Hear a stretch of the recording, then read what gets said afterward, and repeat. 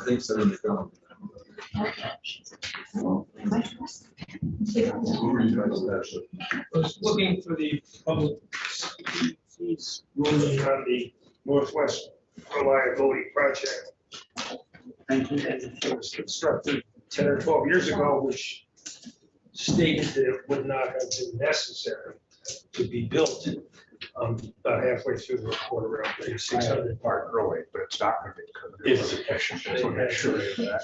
They had local generation and Okay, done efficiency measures. and that was a very large and very controversial site. Well, it ties in with why Maine Yes. has the lowest electric rates in the world. Okay. Welcome. I think this is our first kind of delving into the CLA, which we know is pushing a lot of towns up and it's impacting their tax rates. And then the other issue I've heard from towns is the rapid increase in housing prices, as your house is now worth $200,000 more than it was 2 years ago, but your income isn't.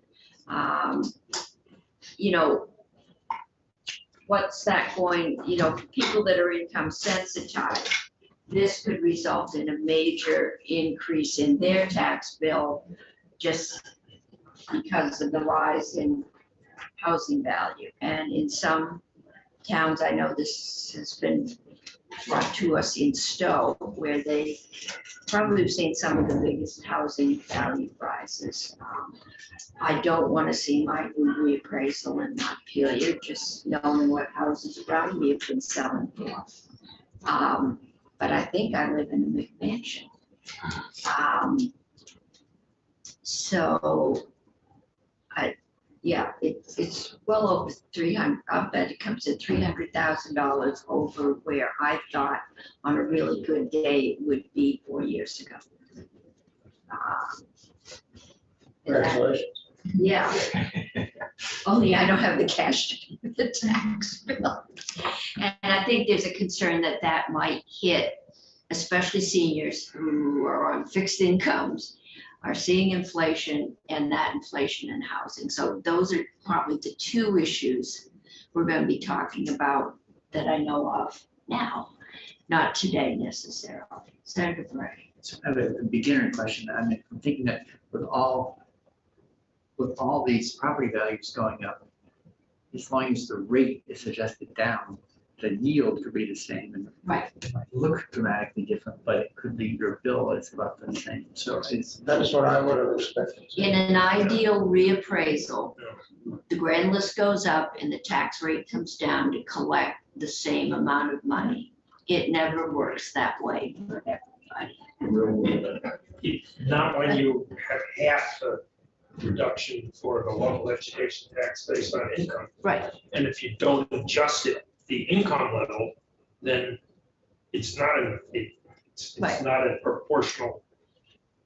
If you simply double the value of the house, you could cut the rates in half and come out even.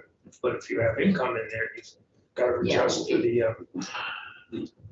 you have to continue to make 80% of the people, homeowners, eligible to pay based on income to try and make people. so whole. we will be dealing with that, but we, as usual, have made our system more complex.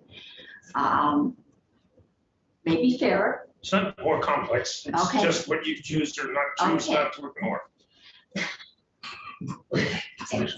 All right, let's let the witnesses speak.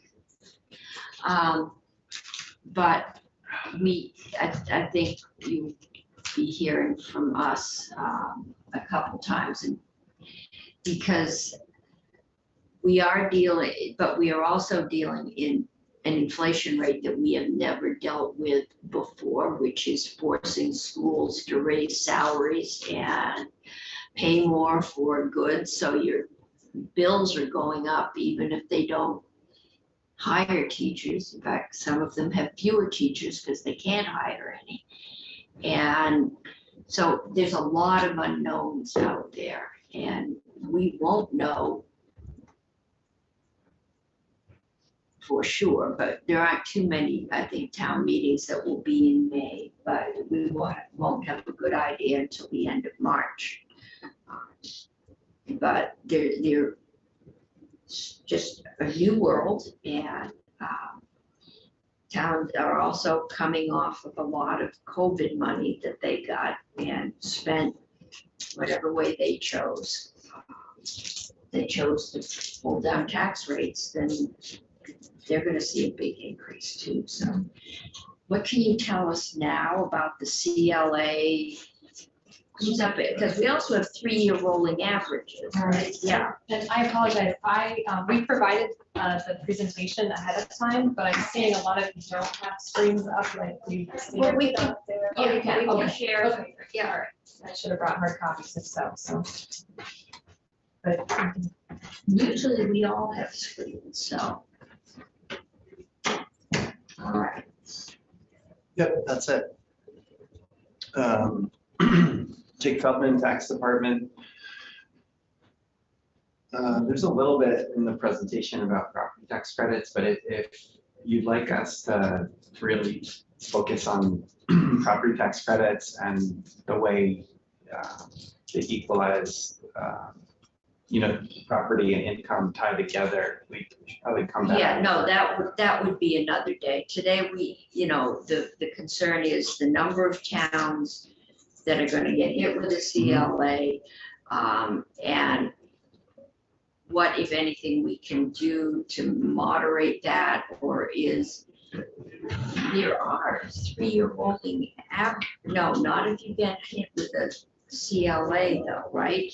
There's a 3-year rolling average for your grand list to prevent spikes and valleys, but if you get hit with a CLA, that hits you so immediately. this Jill Remick Tax Department, so the CLA is the result of that equalization study, which is the 3 years. Yeah, okay, So the CLA has crept up as each of these sort of COVID markets have, and okay, now we're in the prime of it because we, the last 3 years. okay, so they've been buffered for 3 years, and now the chickens are coming home to roost. All right, it's Yeah, gonna hurt. All right. so that's what the presentation is about, the chickens coming home. Graphic representations of that. So on the second page, there's a what is a CLA? A little bit of background for new members of the committee. CLA stands for Common Level Appraisal. It's a factor that is applied to a town's education property tax rates, both the homestead and the non-homestead rate. And it's designed to make sure that the town is sending its fair share to the state's education fund. Prior to Act 60, you had localized capacity to raise money for schools. Act 60 changed that. And your tax rate has nothing to do with your local grand list. It's only a function of your per pupil spending. But you need to make sure that if a town hasn't reappraised in a while, if the fair market value in the town has grown, that they're paying based on their fair market value and not on that old stale grant list. That's why we have CLAs. They come from, for each town, they come from PVR's annual equalization study, which compares grand list values to sale prices over the prior 3 years. So if you hear the word list values, it's talking about the grand list. It's not talking about what people go to list their property on Zillow. It's what's in the grand list. In Vermont, CLAs are an example of indirect equalization because they're applied to the town's tax rate, not individual property values of the owner, of owners. In some places, they do actually do that. In a town where properties are generally selling for less than they're listed for in the grand list, they're going to have a CLA that's over 100%. But in towns where property is selling for more than it's listed for, they're going to have a low CLA under 100%. That's the situation this year.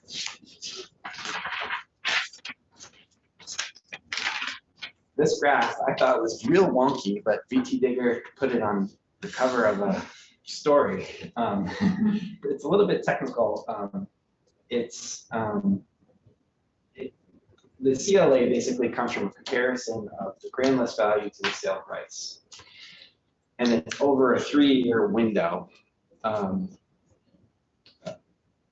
But this graph, what it's showing is on a month-to-month basis, the sum of all the listed value in the state that's sold divided by the sum of all the sale prices.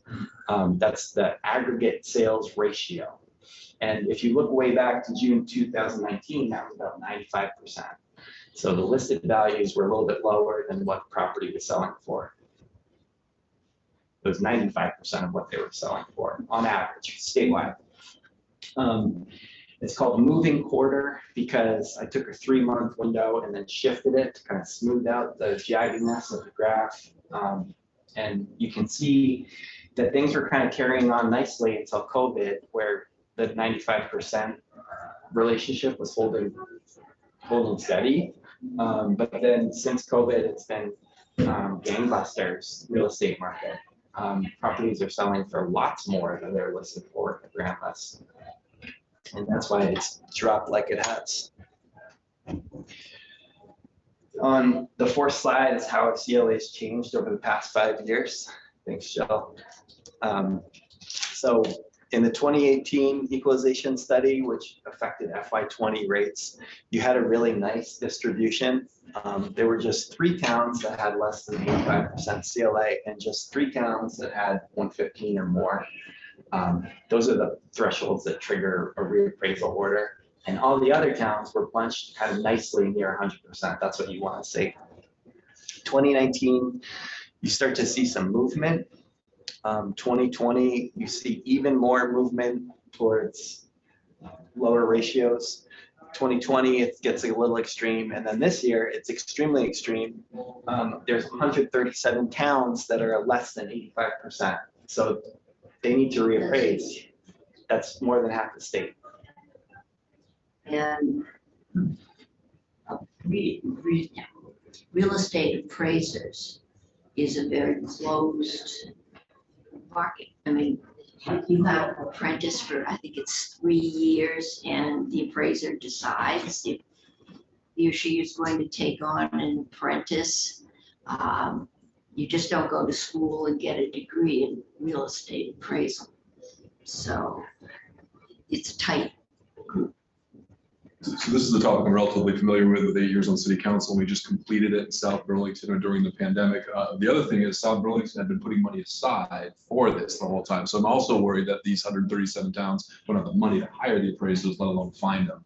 But I'm curious if that's part of your presentation. Right, so there is the statewide annual appropriation that is in statute that towns get $850 per parcel. And the idea is absolutely, sounds like South Burlington did the right thing, is that you sort of sock money away and the city sort of socks money away so that you don't have one massive bill when the reappraisal comes about. We don't know if there's probably, hopefully some towns that have been really diligent about setting that aside, but we don't have a way to confirm that. But yeah, there's definitely concern that some haven't, or at least haven't been setting aside their town portion of that. Okay, keep going. So there is our problem. We have half the towns in the state need to do a reappraisal, or there is going to be a penalty on their tax bill, right? Or a tax So rate. if they're under order, so when we finish the equalization study and then we come up with the CLA, the common level of appraisal, and the COD, we're literally right now, the equalization study finished at the end of December. So we're in the window of time they can appeal the study. So we're getting appeals from towns who say, we think you should have included these sales, we think you should have excluded those sales. So we're in that appeal window right now.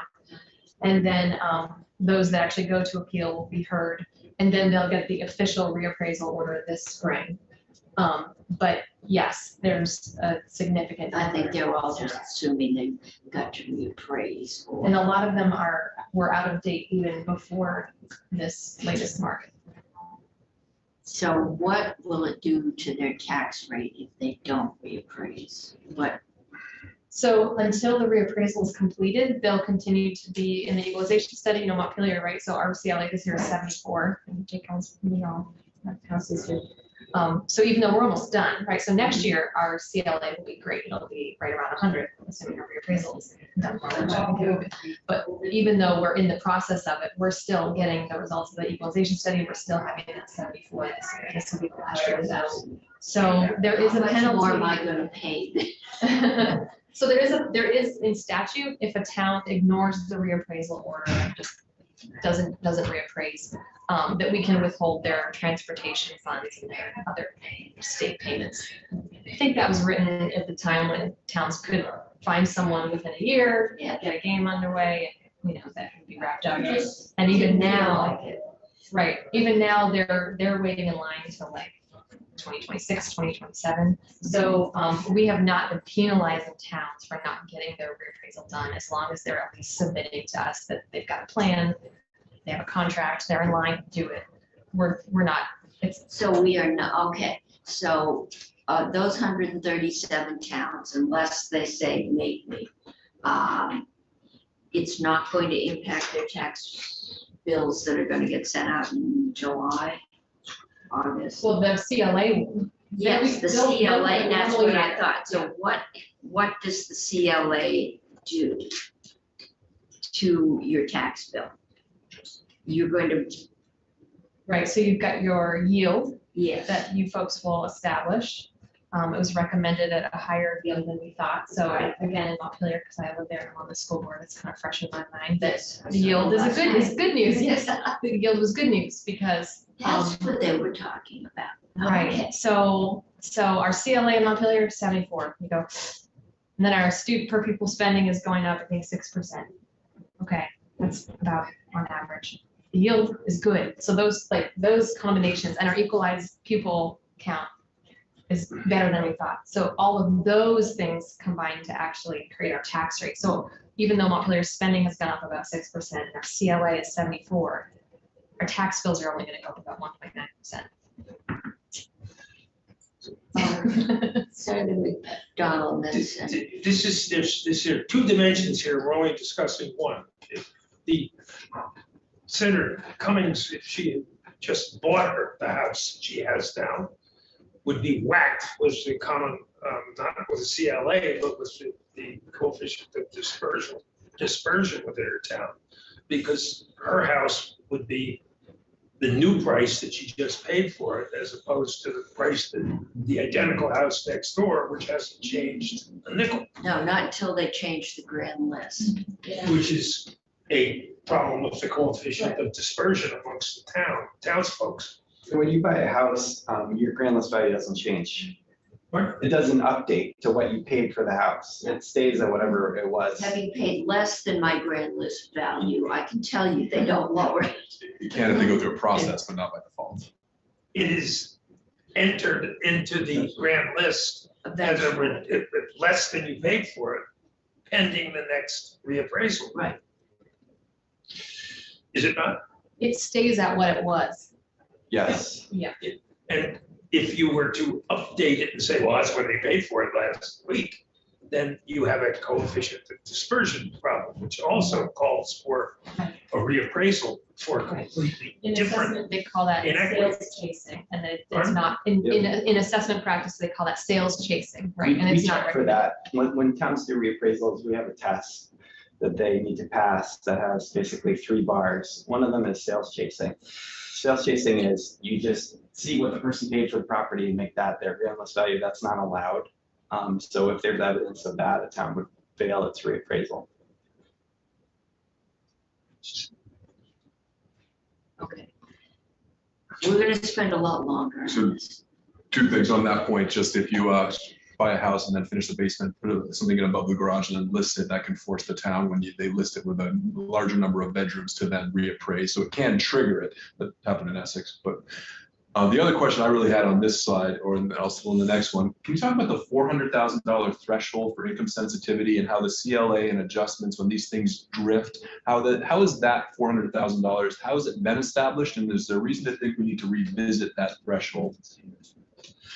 So on the first thing, if you update your house, we just did, what they do is, it's not a reappraisal. They go into their schema for valuing properties left over from the last time they did a reappraisal, And they act as if in that year you had made the change. So it's not like, I redid my kitchen. They don't come to my house and they say, oh, 2019, that's when I redid my kitchen. Your house is now worth $500,000. What they do is they go back into the original way of valuation and then they add the kitchen value. You know what I mean? So it's not, it would be unfair if I was. Then the Lake Grandis value changes, but that's a moot point on the $400,000 piece. Yeah, so in property tax credits, for households with income under $90,000, the credit covers them up to $400,000 of equalized value. That figure can change in a year. It sort of depends on the tax rates. But I would think that some households are, pushing up against that threshold more than they used to. To be fair, Vermont has a property tax credit system that's very unusual. We have income-based relief up to $8,000. There is no state that is even remotely similar to that. So I saw the article from Stowe where people were frustrated about their property tax liability. They're afraid. Yes, but it should be spoken that Vermont's system of income-based relief is the most generous in the country by far. I like fair rather than generous. They like generous upstairs, but we can say fair down there. We'll It's get the most generous what? Fair. or generous, depending on your point of view. Yeah, California has famous Proposition 13, right? Proposition 13, your property value can grow by 2 or 2.5% a year. But if you and your spouse retire in California, your property tax liability doesn't get reduced. It just keeps on marching on at 2.5% a year. Vermont is the only state where you and your spouse can retire and pay a very small fraction of what you did while you were working. What happens when you divorce in California? Depends on your lawyer. I don't. We are The getting couples into either property. We don't put do a that. brick wall between the two sides of the house and continue to live in it, Okay. but they don't sell it and then each go buy a new house because they suddenly get taxed a hell of a lot more. Okay. When That's you what know, happens. in California. I guess the question is, if I lived in Stowe and I was a senior citizen and I was living on $85,000 a year, but we bought our house there prior to the Trapp family. And it's a modest home. But now because it's in that, Woodstock, it's in one of those towns. It was valued at $300,000. And now it's valued at $600,000 based on recent sales data for what, a 3-bedroom Cape Cod in this town is based on. When I go to pay my property tax, everything else being equal, the school budget didn't go up. What's the impact on my rate for that? How and when is that house value won't show up until my town reappraises? Yeah, so that household is eligible for a credit. Under current law, the credit only goes up to $400,000 of equalized value. I think that it would be better for me to come back and show how this plays out than try to just talk through it. We like charts, A, B, C, D, several of us, Yeah, yes, that would probably be better. okay. So Jill touched on this math a little bit, but if I could just cover a couple slides before she gets to her slides. So the question a lot of people are asking is what's going on with my town CLA? It was a wild year for the equalization study. Every town CLA went down except one. And that town, Somerset, only went up by this tiny fraction. And that is every town that did it reappraise in 2022. That doesn't happen. Usually some go up, some go down. but every town went down and the average change was a decrease of about 9 percentage points, which is a lot. So if your town went down by 9 percentage points, what's going on with your town is like what's going on with every other town. So in a normal year, if your CLA goes down, you're worried. But in this year, it's kind of like a rising tide lifts all ships type situation. Basically, the tax base is growing. CLAs going down is reflective of the equalized education grand list growing, which makes yields go up and equalized rates go down. So these are numbers from the tax commissioner's December 1st letter. The yield for homesteads has gone up by more than $2,000. That's what Jill was talking about as a school board member that she was so excited about. Yield going up means you're dividing, when you calculate your rate, per pupil spending divided by yield, that's going to be smaller. And the equalized rate is forecast to go down by 7 cents. Sounds good. But actual rates, which are what taxpayers see on their bills and are after the CLA is applied, are forecast to go up by 7 cents, and average tax bills are forecast to go up by 3.7% across the state. Up 7 cents from 138. No, from $1.50 to $1.57. Those are equalized rates, $1.38 to $1.31, Oh. which is before the CLA is applied. Mhm. Actual rates is like, we're going to talk about this in a second, but you take equalized rate divided by the CLA, that makes actual rate. Those are much higher, or 12 cents higher, and that they're diverging more right now. Okay. So how is the CLA applied? This is Jill, where Jill and I live in Montpelier. For homesteads, you just take the per pupil spending and you divide by the property yield, and that's how you get the equalized rate. For Montpelier this year, our per pupil spending is 18,027. The yield was 13,314. You divide one by the other, you get 1.354. Take that number and divide by the CLA to get the actual tax rate. And if you could scroll to the next slide, please. So you take the equalized rate of 1.354 and divide by the CLA to get the actual tax rate. In our current year, Montpelier CLA is 80.76%, meaning that on average, property is listed for about 80.76% of its fair market value. So you take the equalized rate, divide by that, and that's how you get the rate that Jill and Senator Cummings and I all see on our property tax bills as residents. That's just the school. Just the school, yep. We have a high muni rate too. The actual non-homestead rate is a little bit easier. It doesn't reflect per pupil spending. It's just a statewide number divided by the town CLA, and that's how you get it. Okay, and that's gonna be half, and, well, it's not half and half, but part of that is business property, which I've heard is not going up. And then there are non-homestead residential properties which are going up, perhaps even more. So, and do the non-residential properties, they all get figured into your grand list, right?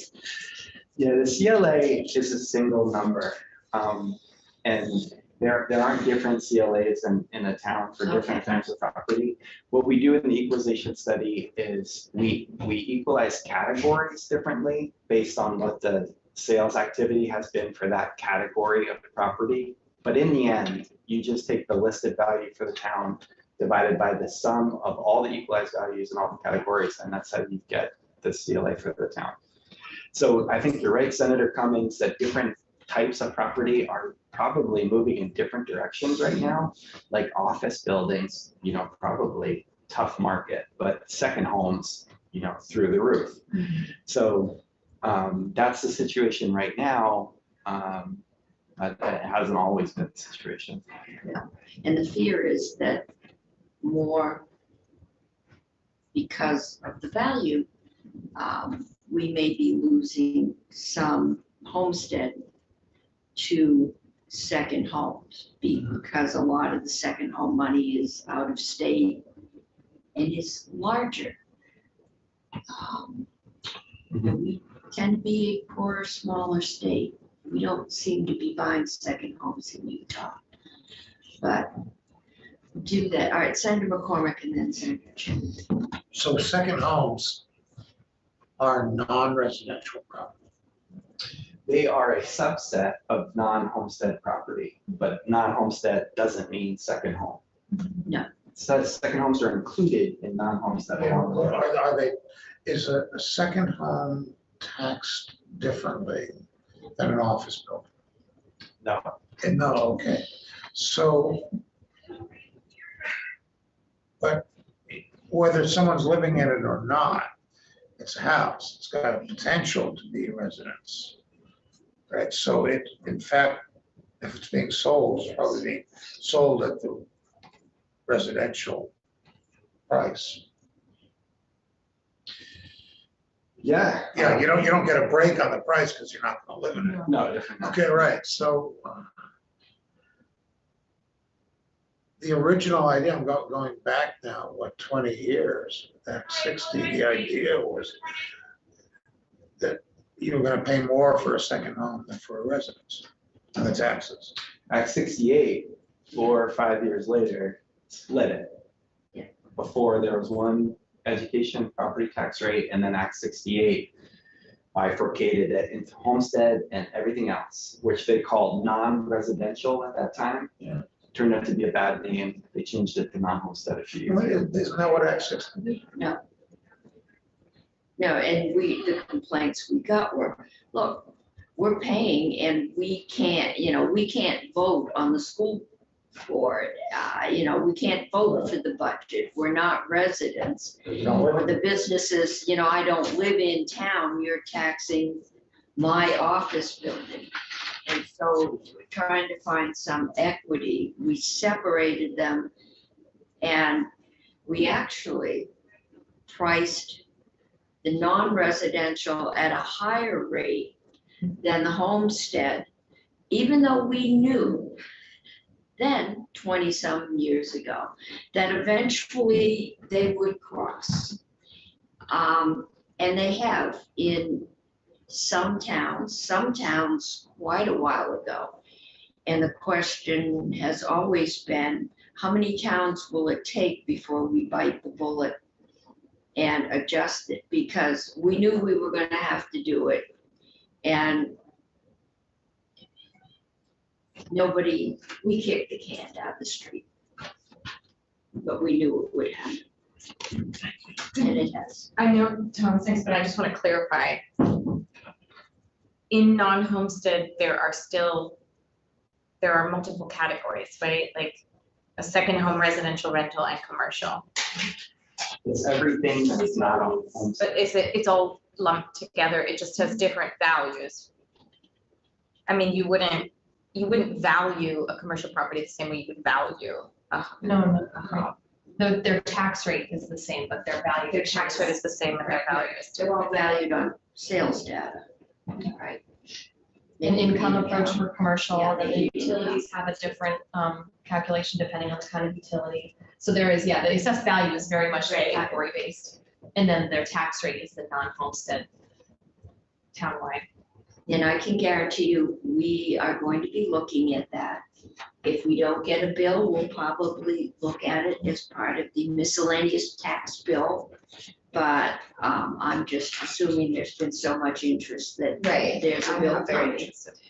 And we will be looking, and I think we do look, where the non-homestead rate is actually lower than the homestead. Exactly. Through just because of the progress, and it's probably worse now. Right. That with the housing prices, so. So we also don't want to hurt residential renters, which I feel like should be in a very different category. I So never we knew that. will Yeah. take a look at all of that, but I think, it's time to find. Yeah.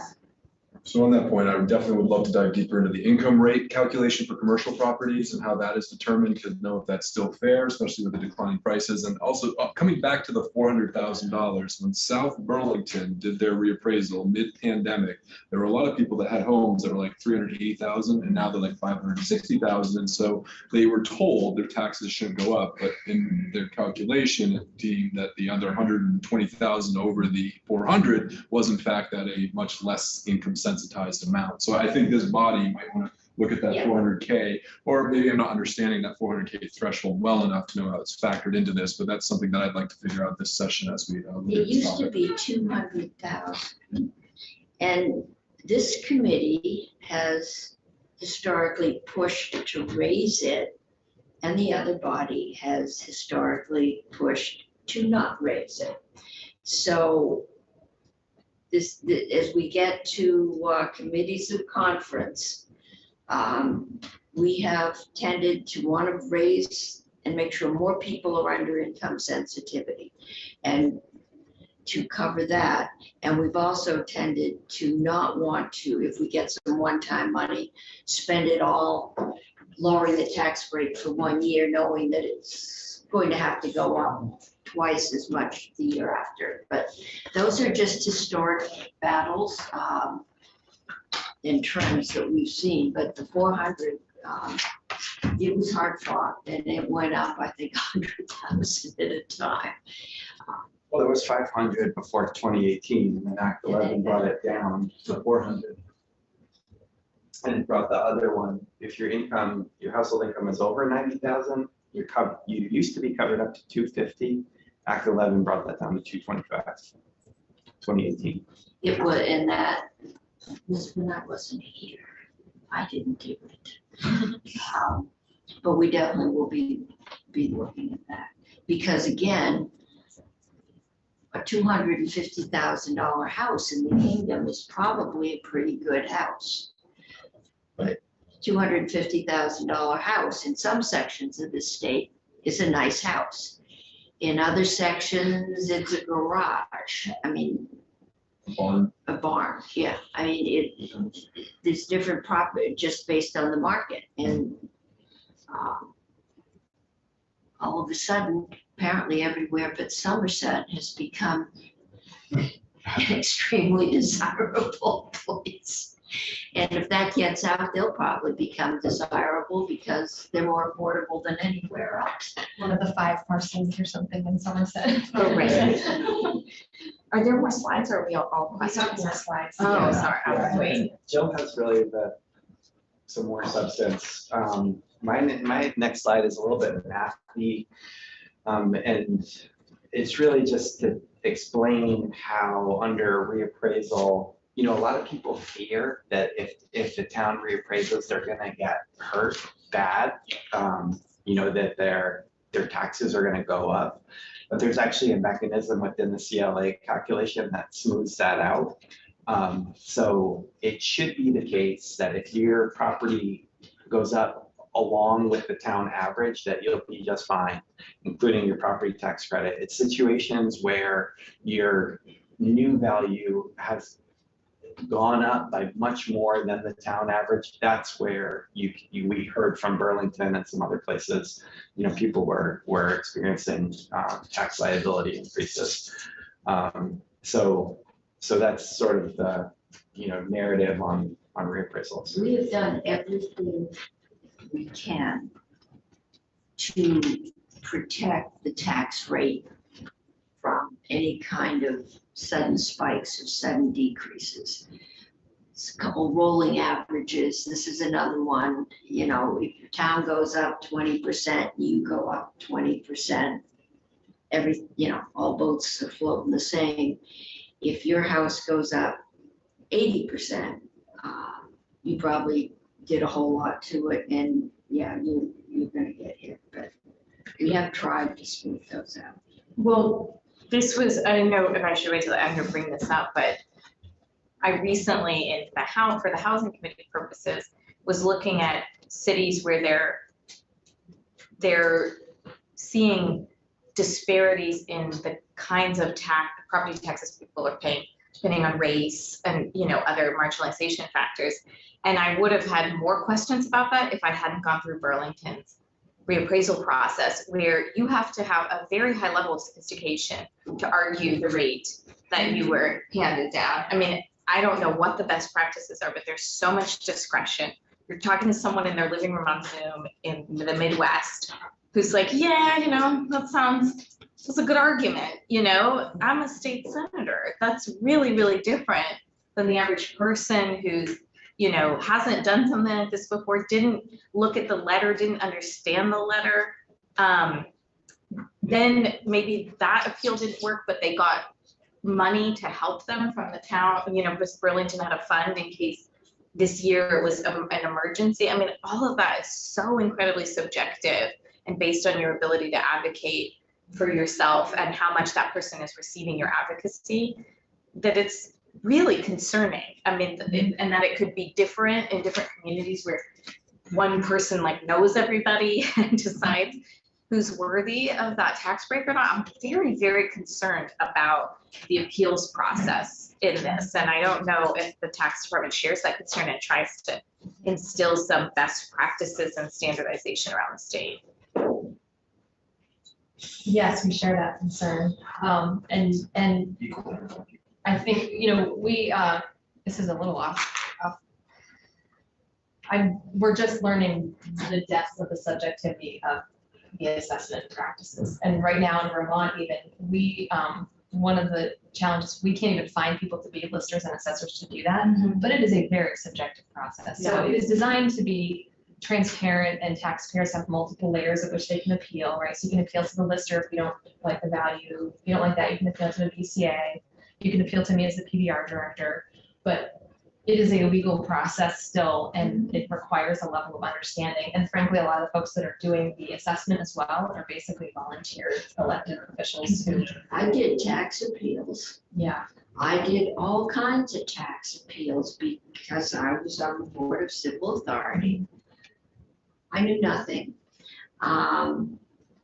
In my appeal, you found all the bugs in the CapTap system when it first went online. We had 300 appeals, and I think I did 150 of them. There were 3 of us that went. I just happened to be available. And I'm still looking for an above average bathroom. Every bathroom I saw was rated as average. I guess an outhouse is below average, but yeah, learning, and we have come. I mean, your listers were just elected. They did. It was all subjective. We've come a long way in putting standardization and training, but yeah, I mean, and your tax collector decides who they, will. Yeah. And back to the piece about commercial, right? So Vermont listers and assessors are really comfortable with residential property. They feel like they know that you can articulate square footage and bathrooms and things like that, and neighborhood codes. Meanwhile, there's a lot of education fund dollars in different properties that are very intimidating or hard to articulate. There's 3 different ways you can value commercial property, for example. So I think Vermont is really, because listers are comfortable in that residential valuation world, that's where we're spending a lot of time on this level of detail. But this is not a model that other states would use, and it's not a model we would recommend if we were starting from scratch. It's starting to kind of crumble under itself. I'm going to advocate for data collection in this area because, I really think we should start to understand, race, language, access, whether or not you obtained a lawyer and got a different outcome. I think we have to know these things to know if it's just anecdotally, I feel like this is a learning or there's a problem. Vermont is small town. I've heard all kinds of single mother with 2 kids, perfectly white, person gets moved on in the good old days. There is who's worthy and who's not, there's still a lot of that family always was no good, and and you hear it. I had an office on the corner of State and Main, and people would come in and they'd talk, and it's a small town. It's a bias, but yeah, you've got to work through that, and we are working to professionalize a business, which unless you get hired to do a reappraisal, but your listers, I don't think get paid. My father was on the board of listers, he never got paid. It's a quality, yeah. When I was young, the old Vermonters would chuckle when they explained that a buddy of a lister who was planning on selling, the property would be assessed high, would be appraised high. And a buddy, the widow of the buddy, the property would be appraised low. And just to be nice.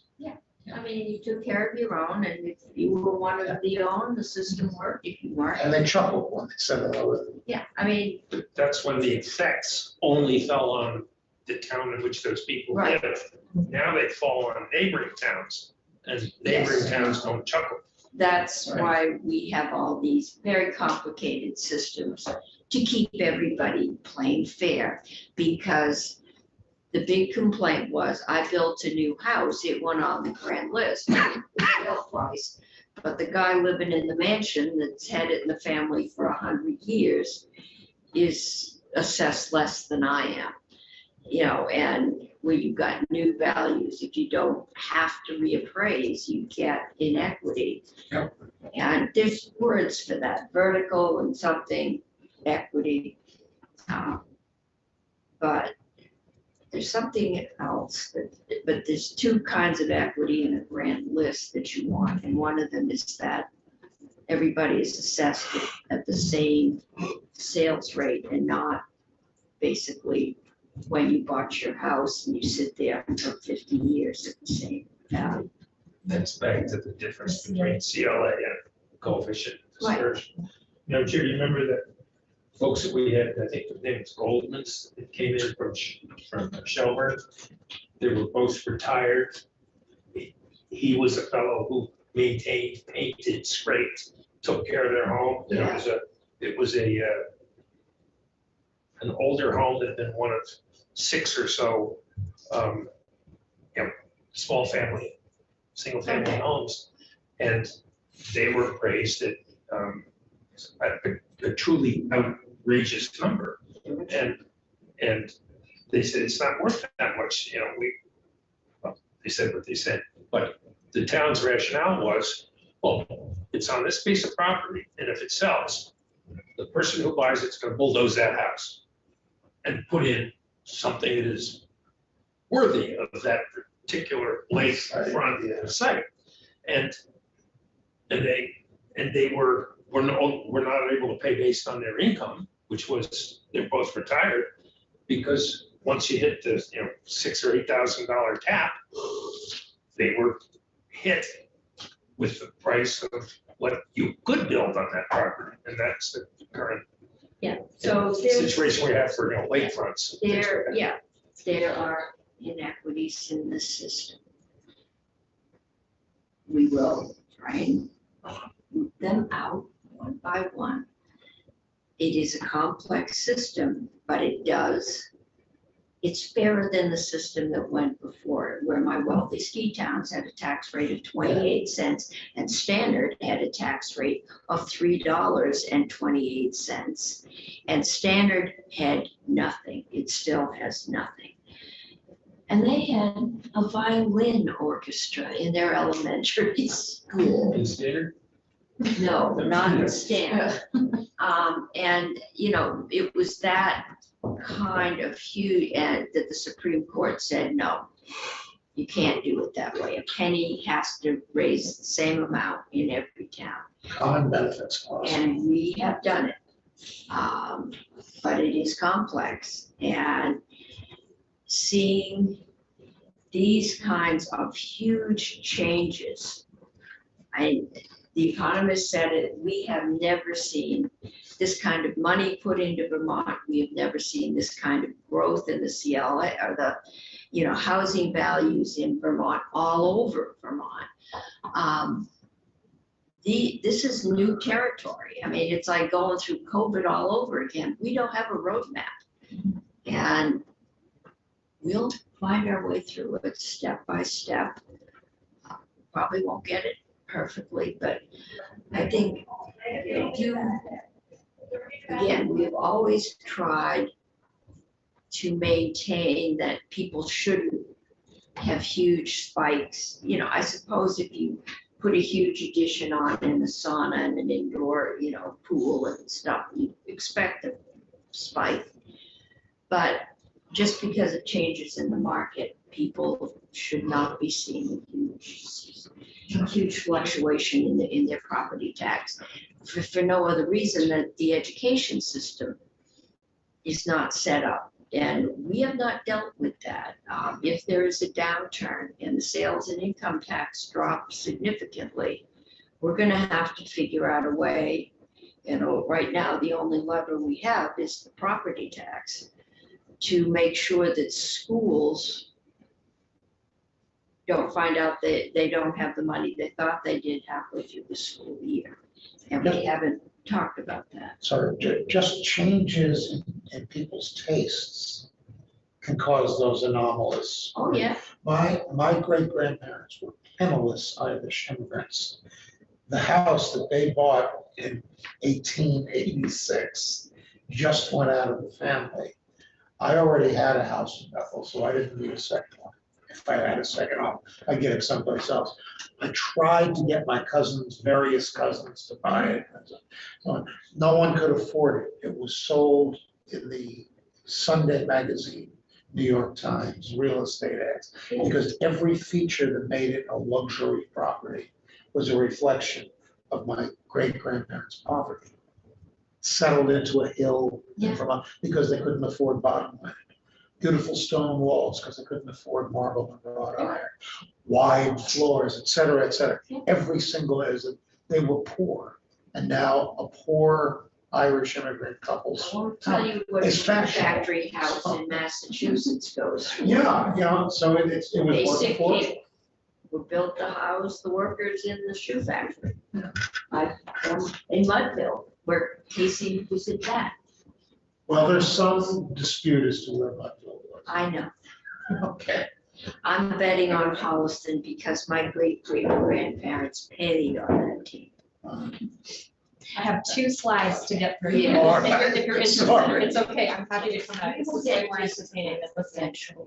And I do think I'm coming back before you at some point because we have released our annual report. I usually come into this committee at some point Yes. to talk through the PBR annual report. List. Um, Won't be next week.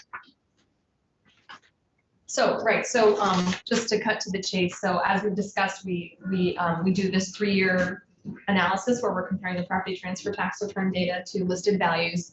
And it's a collaborative effort between the towns and our district advisor staff. We have 8 folks in the department who are basically field staff. They're home-based pre-COVID because they serve different areas of the state, so they have their region they're assigned to. So they each analyze each sale and decide, is this a valid sale? Is this not valid? Is it an outlier? Is it a family sale? And so that by the time we're actually crunching the numbers, we're pretty confident that these are arm's length transactions, so to speak.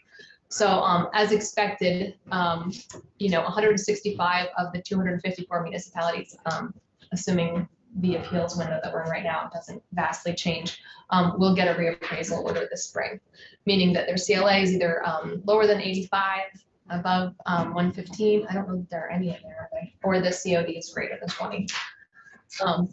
36 of them were already under order, and 42 are sort of in that queue that they've already got contracts in place. So this means we have 123 new towns that are going to need reappraisal work. And the average amount that Vermont has been able to churn out is about 16 a year. So we have a huge discrepancy between the work that's out there that needs to be done and the bodies out there to do the work. There are a few Vermont appraisal firms. It's usually a 1 or 2 person operation. But we're kind of, buckling under the weight of our reappraisal lead. We do want to point out, too, that even before this latest study came out, over 100 towns already had grand lists that were at least 8 years old. There were already a lot that were really kind of stale even before this. Next slide, please. Can't remember. Right, so the national standard is every 4 to 6 years, you want to keep your grand list up to date. New Hampshire has a 5-year limit. At the very least, we should have 10 years, and the $850 per parcel that the legislature appropriates each year that we pay out to municipalities to sort of sock away for their reappraisal fund. The idea was that it would be like if in a 10-year window, the state and the town would split it 50-50. So that's sort of where I think that in 2005 that number came from. So even 10 years would be great. And right now, the only sort of impetus for reappraisal, there are towns who do take it upon themselves and see, because they don't, or they see this coming, right? They see their market is speeding up and they want to take on a reappraisal. But the vast majority are getting this reappraisal order from us. That might be my last one. And then, so yeah, so to the point, listers and assessors, so over time, Vermont has been slowly transitioning from these sort of elected listers who it was sort of a seasonal gig that you could do in your spare time. It's really become a year-round responsibility. They're having a really hard time finding folks to do this work. We did a survey of towns this spring, and about 50% said they either had a vacancy or were anticipating a vacancy. A lot of the folks that are in those positions would very much like to pass the torch, but they don't have anybody stepping in. The statute does allow for the town to eliminate the board of listers and just have an assessor, and so a lot of towns have moved in that direction. But even those folks are really in short supply. Even in a decent sized municipality where the pay and benefits would be pretty good, folks are having a hard time recruiting folks to do this work. So even if we did sort of everything right and all the towns happily submitted their plan, it's going to be a couple years at least. And at the rate we're currently churning out reappraisals, this is going to take a while to get out from under. And there are issues, I mean, for a while after the crash, in the early 2000s, the feds were not allowed because some banks and there was some collusion in the country where appraisers appraised things more than their value when, you know, there were some exotic mortgages and the market crashed. So appraisers couldn't, the feds were having a lot of pressure on to have an appraiser in that had no connection with the local banks or real estate offices, but ran into real problems because they didn't know the local market. Of getting accurate appraisals. I mean, when they called up and say, and where is Jericho? Right. I mean, okay. So having an in-state appraisal firm probably is worth the wait.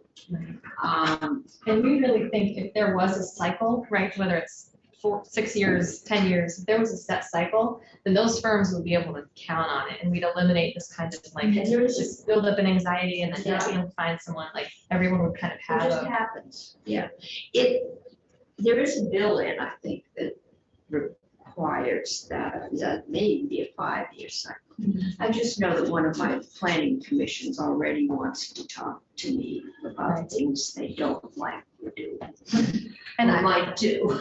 And, you know, if I may, you know, the overall grand list increased 12%. I mean, these are good problems to have in the sense that, like, if I have to borrow, send my daughter to college in a couple of years, I have a very valuable asset, right? Yeah. So again, housing for more people, If it will doesn't share the wealth, the property tax burden amongst more people. And, you know, because I think there are some towns that were hoping, oh, after this COVID bubble, our values will go back down and our CLA will come back down and everything will be okay again. But I didn't get the sense from that from The Economist, and I think that will not happen equitably across the state. The real estate market goes like the economy. It goes up, it overheats, it goes down, and it's just the standard cycle. And yes, it's due to come down. Will it come down to post-COVID? Not as long as we have a shortage and people still want to be here, right? So,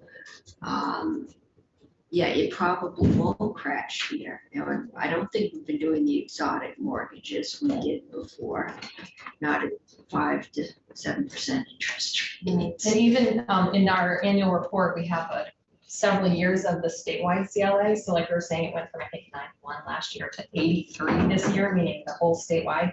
Even in 2008, 2009, when things were very different, which was the last kind of major real estate change we had, it was at 90%. So we are very extreme this Yeah. particular year, and even in that kind of scenario, it wasn't. This has been extreme. I'm happy to answer any questions, and yeah, happy to come back about the annual report. We will have you back on the annual report. And Jacob, Yeah, we'll have you back on.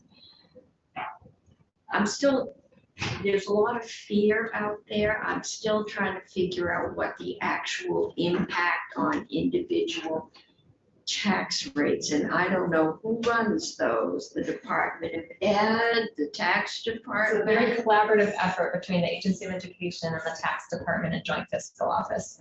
But truly, the yield is a very powerful part of that equation too, right? That the legislature will set in that December 1 letter. And maybe what we will do is have joint fiscal come in and do a one-on-one on the yield. Because we didn't like saying we set the tax rate because everybody got angry at us, but we're still inclined to look at the tax rate. But the yield, and they do the same thing, just, And education spending is the other, right? And so to your point, right, our fuel bills in Montpelier Roxbury went up 30%. It's just how it's going to be. So a lot of. and you're gonna have to pay more to get teachers. I'm assuming that people's health insurance is gonna go up, maybe not huge spikes, but it always goes up. So what I like to say is the CLA is doing its job. It's reflecting what's actually happening out there. And it's just one of those pieces that actually results in your actual liability when you get your tax bill. I think to a large extent, the here towns don't know what's happening in other towns. So they see that theirs went down by 10%, they panic. But they need to know that every town went down by the same amount. So it's as if you've Oh, changed yeah. the sea level. Maybe we gotta see if the league couldn't do some informationals, because the panic out there is palpable. I know that was the first thing Stowe wanted to talk to us about, to make sure we understood that Stowe was special, and I'm saying, no more special than Warren. Pittsfield. I mean, they're all ski towns. And they're all seeing that same kind of huge price spike, but so is in Montpelier. And I think I think Stowe is in the process of a reappraisal, which I will think also. they are, yeah. But again, there's just fear, you know, if I'm gonna end up, I'm somebody that's lived in town for 100 years and everybody knows me, you know. And because my house value has gone up, I'm now gonna have to sell and move. There's concern there that year-round residents, and they tend, I think, to be a somewhat tighter group, are gonna be forced out, and they're just caught because they depend on those second homes for their livelihoods. Mhm. But the year-rounders, and they know the help they need can't live there. The help that they need over at Sugar Bush. Sugar Bush is putting up worker housing, and they just opened a medical clinic for skiing accidents. So, yeah, I mean, it's hard. Okay. Thank you. Thank you, committee. Thank you, Madam Chair. We'll get So. deeper into these, because I think by the time we go home for town meeting, Yeah. we're gonna wanna have some talking points, either to take the town meeting or to, So that's what triggered my fire. The other times it occurs. you know, or to put in front porch forum or wherever. Yeah. Your own home, but then you list it with more bathrooms or more bedrooms than what's on the card. That, my understanding is the town has those. No, it's. It's up to them to reassess. So on the first, I think you're right on the first one, that sounds familiar. On the second one, yes. My understanding is for improvement too, like well, my understanding is, yes, they definitely change your value. But The difference between your kitchen, you change.